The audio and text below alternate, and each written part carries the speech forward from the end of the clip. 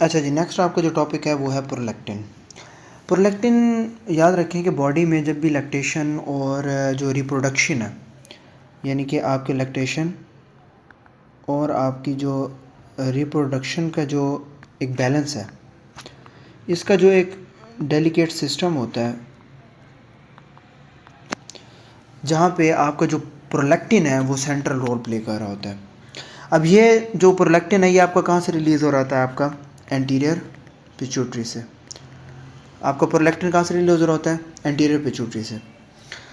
तो जब रिलीज़ होता है तो स्ट्रक्चरली जो है वो ग्रोथ हार्मोन जैसा ही होता है। आपका जो अगर कोई आपसे पूछे कि आप नीचे हम एमसीक्यूज़ में भी डिस्कस करेंगे कि प्रोलैक्टिन किस हार्मोन से स्ट्रक्चरली जो होता है वो होमोलोगस होता है, तो वो ग्रोथ हार्मोन होता है। ठीक है ना। इसकी बहुत सारी रीजंस हैं जो कि अभी डिस्कस करने लगे तो आई थिंक ये वीडियो ही वो प्रोलैक्टिन पे नहीं रहेगी। तो सिर्फ इतना याद रख लें कि it is structurally homologous to growth hormone. जैसे ग्रोथ हार्मोन है वैसे ही प्रोलैक्टिन है, एसिडिटी बाय एंटीरियर पिट्यूटरी। अब आपको पता है कि इसका फंक्शन क्या है कि stimulate milk production in breast, यानी कि जो आपकी ब्रेस्ट में मिल्क की प्रोडक्शन होती है जिसको हम लैक्टोजेनेसिस कहते हैं, प्रोलैक्टिन आपकी लैक्टोजेनेसिस करवा रहा होता है। और प्रेगनेंसी के दौरान आपकी जो मतलब फीमेल्स हैं, प्रेगनेंसी के दौरान जो प्रोलैक्टिन जो एस्ट्रोजन है वो प्रोलैक्टिन को क्या कर रहा होता है? इंक्रीज़ करता है। प्रेगनेंसी के दौरान जो एस्ट्रोजन है वो प्रोलैक्टिन को क्या कर रहा होता है? इंक्रीज़ कर रहा होता है। लेकिन जो एक्चुअल मिल्क की जो लेट डाउन की डिलीवरी है ना वो बाद के अंदर जो है वो स्टार्ट होती है आफ्टर द प्रेगनेंसी। लेकिन उससे पहले आपका प्रोलैक्टिन जो है वो इंक्रीज़ हो जाता है प्रेगनेंसी के दौरान। इंटरेस्टिंग पार्ट जो रेगुलेशन में आपका ये है, आपका फंक्शन में जो आप यहाँ पे लिखा हुआ है इनिबिट कर रहा है, ये मैं आपको बताता हूँ। ये ज़रा नीचे इमेज में आपको अच्छा समझ आएगा। जो पिट्यूटरी हार्मोन्स है ना, ये आपका जो अपोजिट है, मतलब कि आपका जो डोपामीन है बात फिर वो आ जाती है, यानी कि जो प्रोलैक्टिन है वो सिक्रिएशन हो रही है आपके एंटीरियर पिट्यूटरी से and is tonically inhibited by dopamine. अभी मैंने आपको पीछे बताया कि जो आपका डोपामीन है वो आपको प्रोलैक्टिन को भी कम कर रहा है, और जहाँ आपका प्रोलैक्टिन कम हो रहा है वो आपका थोराइड भी जो सा है वो भी क्या हो रहा है? थोराइड रिलीजिंग हार्मोन भी आपका जो सा वो आपका कम हो रहा है। ठीक है। तो हाइपोथैलेमस से जो आने वाला जो डोपामीन होता है वो कंटिन्यूसली जो है वो प्रोलैक्टिन को क्या कर रहा होता है? आपका जो है वो आपको दबा के रखता है। मतलब उसकी जो टॉनिक इनिबिशन है वो आपका प्रोलैक्टिन जो है उसकी क्या हो रही होती है? Tonic inhibition. ठीक है। तो इसकी क्या हो रही होती है? Tonic inhibition. यानी जब भी डोपामिन जो सा कम हो जाए तो अब इंस्टेंटली जब डोपामिन अगर फॉर एग्जांपल कम हो जाता है, अब ये dopamine from tubular inflammable pathway of the hypothalamus, अगर prolactin in turn inhibits its own secretion. अच्छा, प्रोलैक्टिन वाहिद ऐसा हार्मोन है जो अपनी सेक्रेशन को भी खुद जो सा वो इनहिबिट कर देता है। ये भी मैं आपको समझाता हूँ। By increase dopamine synthesis and secretion from hypothalamus. याद रखें कि आपका जो प्रोलैक्टिन है, अगर डोपामिन आपका कहीं ना कहीं कम हो जाता है तो आपको पता होना चाहिए कि प्रोलैक्टिन ऑटोमेटिकली जो सा बढ़ जाता है। फॉर एग्जांपल ये एक बैरियर है और यहाँ से आपका फ्लो आ रहा है पानी का। फॉर एग्जांपल आप इस बैरियर को हटा दें तो आपका जो फ्लो है वो इसको यहाँ से क्रॉस करके आगे चला जाएगा।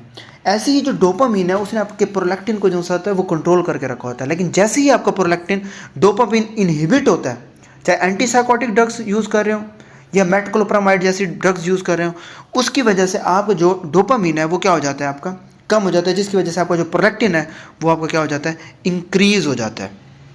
ठीक है। यानी कि जो डोपामिन एंटीगोनिस्ट है उसमें आपका एंटीसाइकोटिक और मेटक्लोप्रामाइड है जो आपके डोपामिन को कम कर देते हैं। And estrogen also oral contraceptive pills या प्रेगनेंसी जो स्टिमुलेट करते हैं प्रोलैक्टिन की सिक्रेशन को। प्रेगनेंसी के ड्यूरेशन में आपको प्रोलैक्टिन ज़्यादा हो जाता है जो एस्ट्रोजन आपका ज़्यादा कर देता है। एंड आफ्टर द प्रेगनेंसी आपको मिल्क जो है वो बच्चा जब ब्रेस्ट फीड कर रहा होता है तो उसकी जो मिल्क की प्रोडक्शन उसमें हेल्प आउट कर रहा होता है। अब दूसरी साइड पे लिखा हुआ है कि थायरोट्रोपिक रिलीजिंग हार्मोन, अब ये भी ज़्यादा हो रहा है। अब जो थायरोट्रोपिक रिलीजिंग हार्मोन है वो प्रोलैक्टिन को स्टिमुलेट कर रहा होता है। मैंने आपको बताया कि जब भी आपके पास पेशेंट को हाइपोथायराइडिज्म का आएगा उसके अंदर ऑटोमेटिकली आपका थायराइड रिलीजिंग जो थायरोट्रोपिक रिलीजिंग हार्मोन है वो ज़्यादा होगा।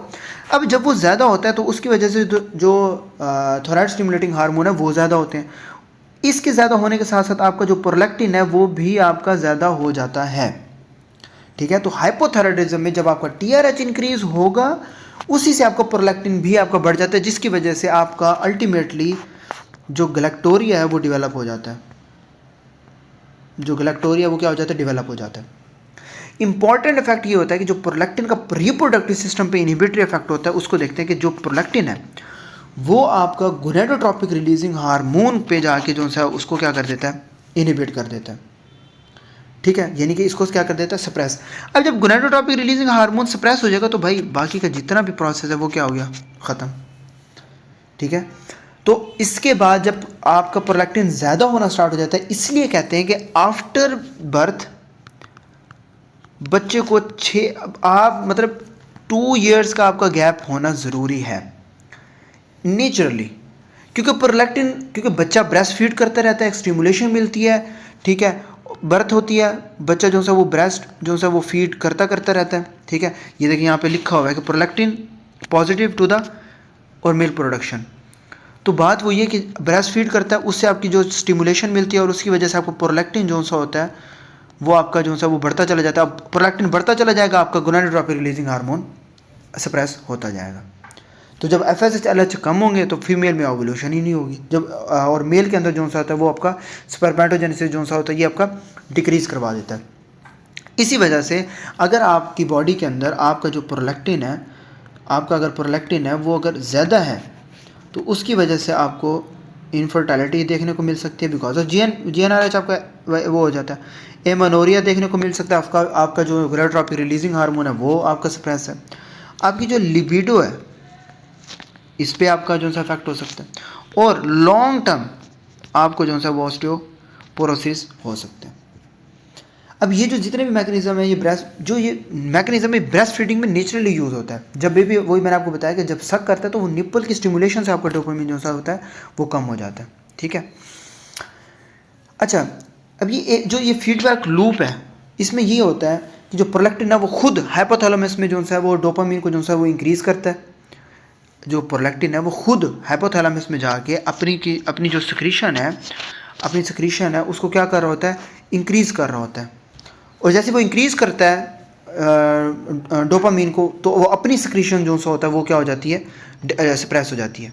तो जैसे ही वो सप्रेस करती है, जो प्रोलैक्टिन होता है वो जाके सप्रेस कर देता है, तो डोपामिन ज़्यादा होता है, प्रोलैक्टिन ऑटोमेटिकली क्या हो जाता है, कम हो जाता है। इसको आप कहते हैं सेल्फ रेगुलेशन सिस्टम, जिसमें प्रोलैक्टिन खुद जाके फिर अपना जो सा वो है प्रोसेस है वो क्या कर देता है, कम कर देता है। अब पेशेंट है, उसको प्रोलैक्टिनोमा है, क्या है, प्रोलैक्टिनोमा।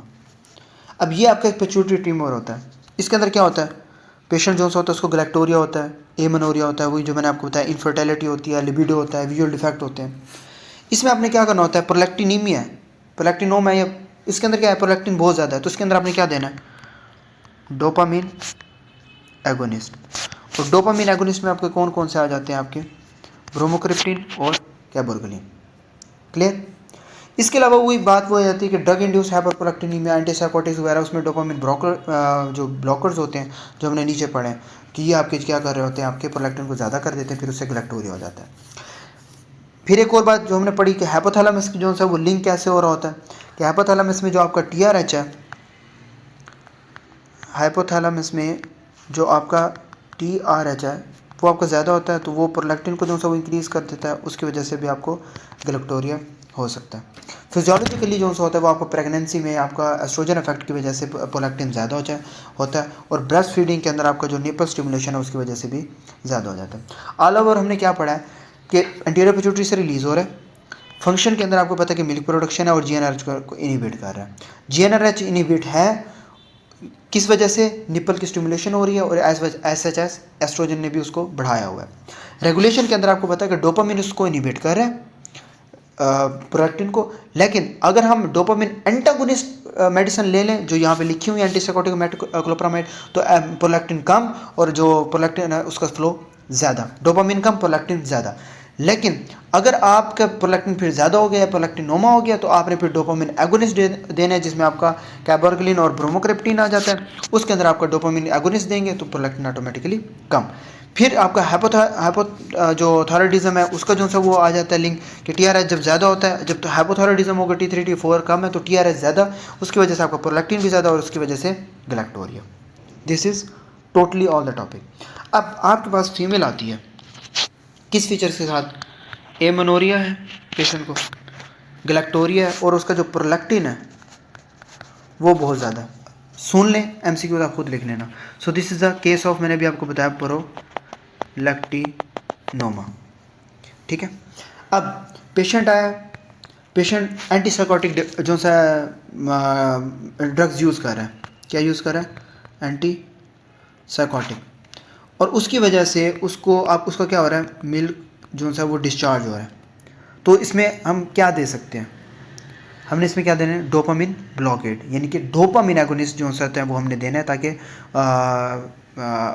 जो पेशेंट है उसके अंदर हमने डोपामिन एगोनिस्ट देना है, ताकि उसका जो प्रोलैक्टिन का लेवल है वो कम हो। लेकिन अगर एंटीसाइकोटिक वो यूज़ कर रहा है और साथ उसको मिल्क डिस्चार्ज हो रहा है और वो काज पूछे कि मसला क्या है, काज क्या है, तो आपने बताना कि एंटीसाइकोटिक जोन सी है वो आपके डोपामिन को क्या कर रही होती हैं, डोपामिन को ब्लॉक कर रही होती हैं। और जब डोपामिन ब्लॉक होता है तो उसकी वजह से जो आपका प्रोलैक्टिन होता है वो क्या हो जाता है, ज़्यादा हो जाता है रिलीज़।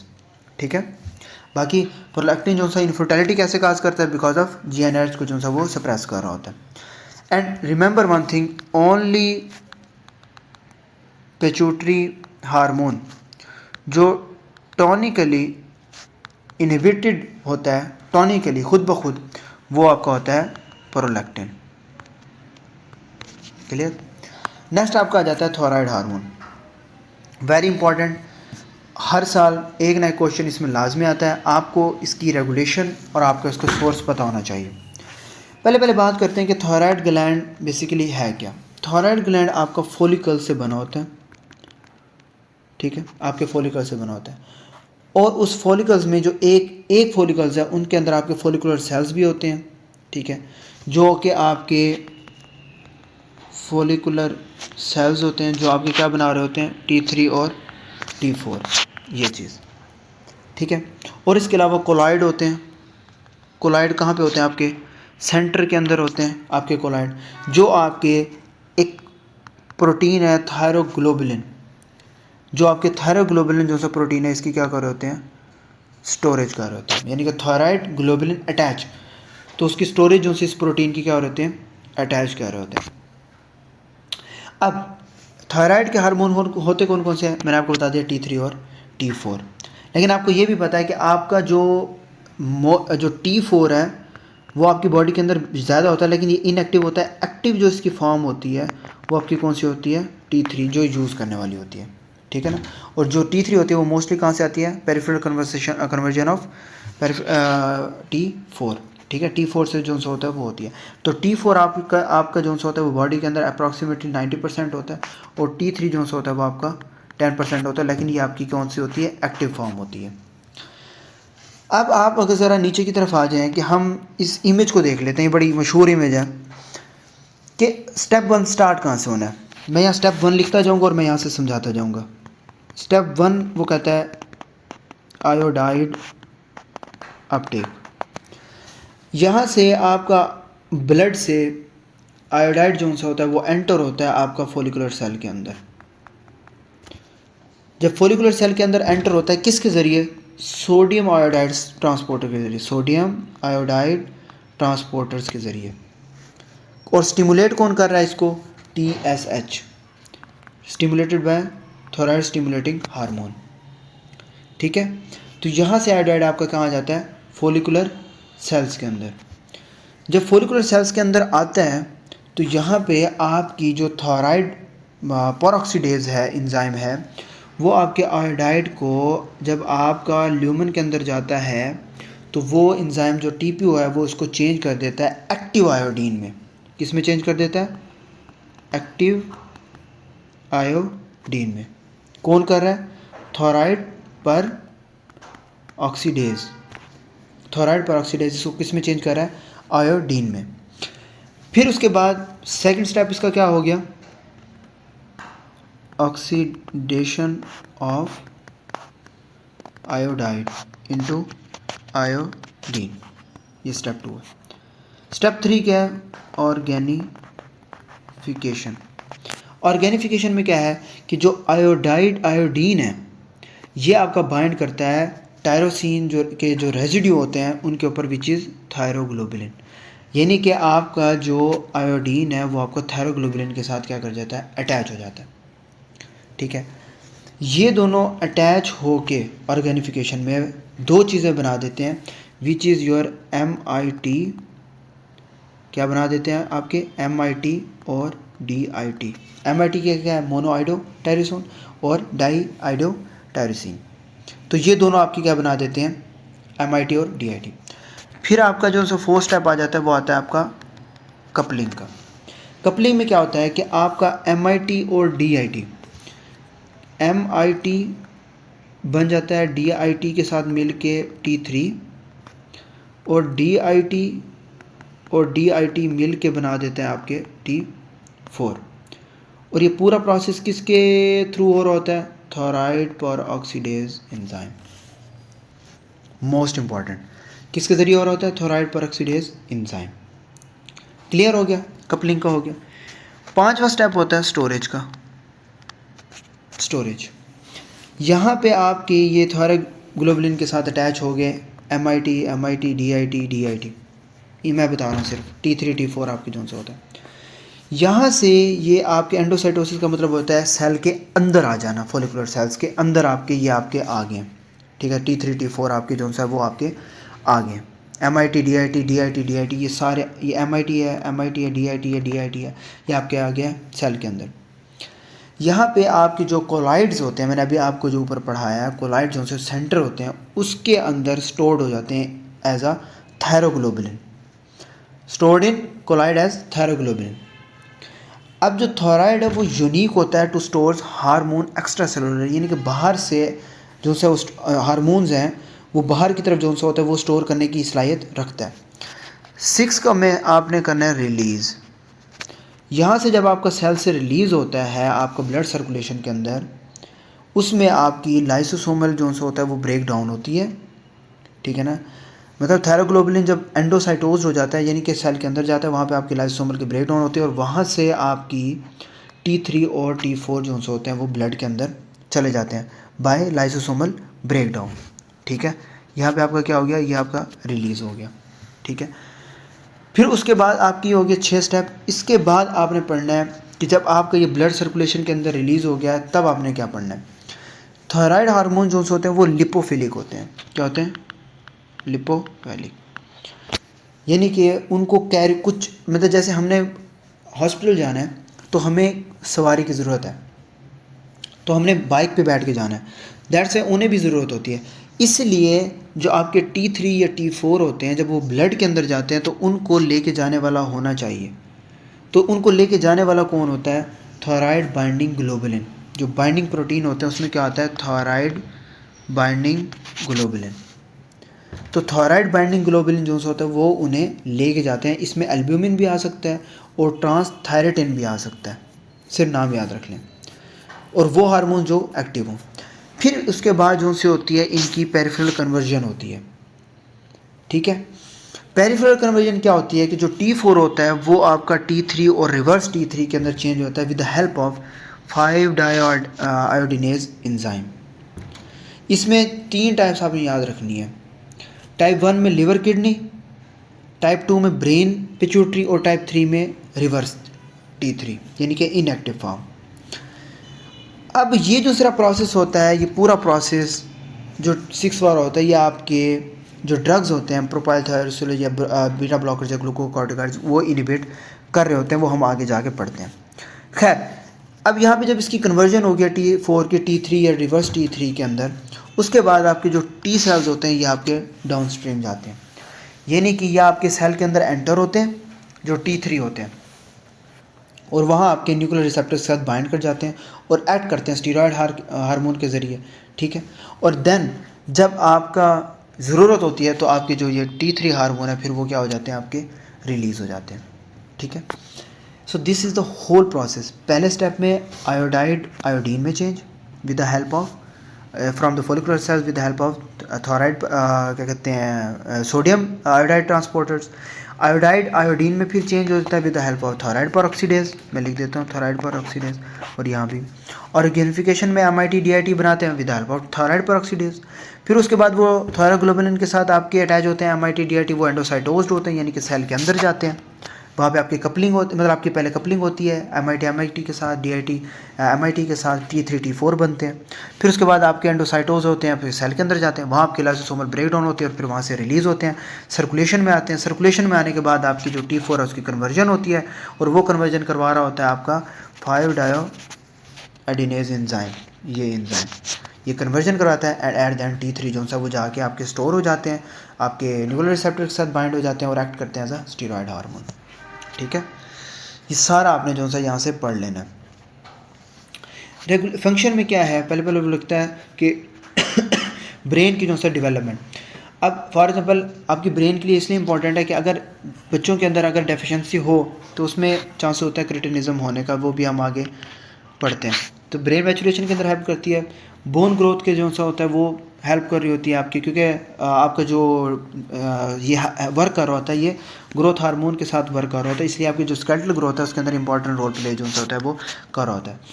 बीटा एडिनर्जिक इफेक्ट जो सा होता है उसके अंदर आपके बीटा 1 रिसेप्टर जो सा हार्ट के ऊपर होता है, यानी कि जो आपके बीटा 1 रिसेप्टर है उसको भी ज़्यादा कर देता है। अब जब बीटा 1 रिसेप्टर ज़्यादा होते हैं तो आपकी हार्ट रेट भी ज़्यादा होती है, कॉन्ट्रैक्टिलिटी भी ज़्यादा होती है, स्ट्रोक वॉल्यूम भी ज़्यादा होता है, आपका कार्डियक आउटपुट भी ज़्यादा हो जाता है। फिर इसके अलावा आपका होता है बेसल मेटाबॉलिक रेट, यानी कि आपका जो मेटाबॉलिज्म होता है जो कि मोस्ट इंपॉर्टेंट है वो ज़्यादा हो जाता है आपका। उसकी वजह से आपका जो ऑक्सीजन की कंजप्शन है वो भी ज़्यादा हो जाती है, और हीट की जो प्रोडक्शन है वो भी ज़्यादा हो जाती है। यानी कि आप खाना खाएं उसके बाद, यानी कि आपने अगर खाना खाया है जिम से 1 घंटा पहले, उसके बाद अगर आप जिम करें तो आपको बहुत ज़्यादा पसीना आता है।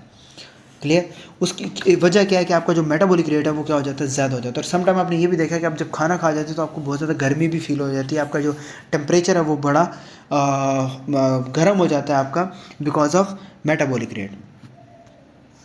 फिर आ जाता है आपका ब्लड शुगर, यानी कि आपकी न्यूट्रिएंट्स की जो मेटाबॉलिज्म है उसके अंदर आपका